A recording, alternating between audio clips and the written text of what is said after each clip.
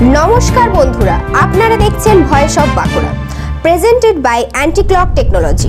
21,000 crore world bank से आए थे किसी और प्रोजेक्ट से, जिसमें चुनाव के एन वक्त 1 घंटे पहले आचार संहिता के 14,000 करोड़ निकाल के 1.25 करोड़ महिलाओं को 10-10 हजार रुपए বড় বিস্ফোরক অভিযোগ 14,000 কোটি। হ্যাঁ, 14,000 কোটি বিশ্ব ব্যাংকের টাকা ভোটে খরচ।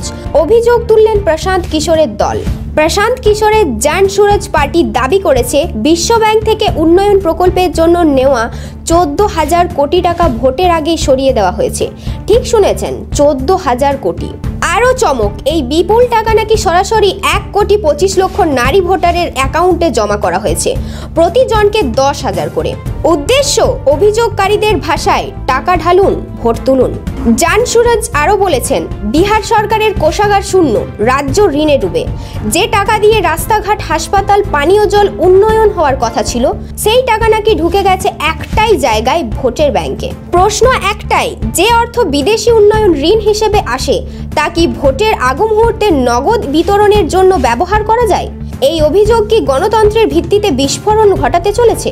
এটাই প্রথম নয়। জ্যান সুরজ বলছে, ভবিষ্যতে পশ্চিমবঙ্গ, তামিলনাড়ু সহ আরও রাজ্যে একই কৌশল ব্যবহার হতে পারে। প্রজেক্টের টাকা টেনে আনুন, ভোটের জন্য বিলিয়ে দিন। যদি সত্যি হয় এটি, তবে ভারতের রাজনীতির সবচেয়ে বিপজ্জনক নিদর্শন। এখন প্রশ্ন, কোথায় গেল 14,000 কোটি? কে নিল সিদ্ধান্ত? কোন ফাইলে কলম ঘুরলো এবং কে দায়ী নেবে? এই দেশের ট্যাক্স পেয়ারদের টাকা, উন্নয়নের প্রকল্পের টাকা যদি ভোটে খরচ হয়, তাহলে সেটা শুধু দুর্নীতি নয়, এটা গণতন্ত্রের বিরুদ্ধে অপরাধ। এই প্রশ্ন তোলা এখন আপনার, আমাদের সকলের দায়িত্ব। হেন বিস্ফোরক অভিযোগের পর দেশ তাকিয়ে আছে তদন্ত ও প্রমাণের দিকে। 14,000 কোটি মিথ নাকি ভয়ঙ্কর সত্য? উত্তর মিলবে আগামী দিনে।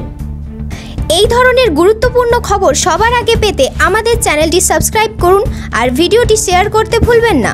আপনার মতামত কমেন্টে জানান আর লাইক শেয়ার করে ভয়েস অফ বাঁকুড়ার পাশে থাকুন।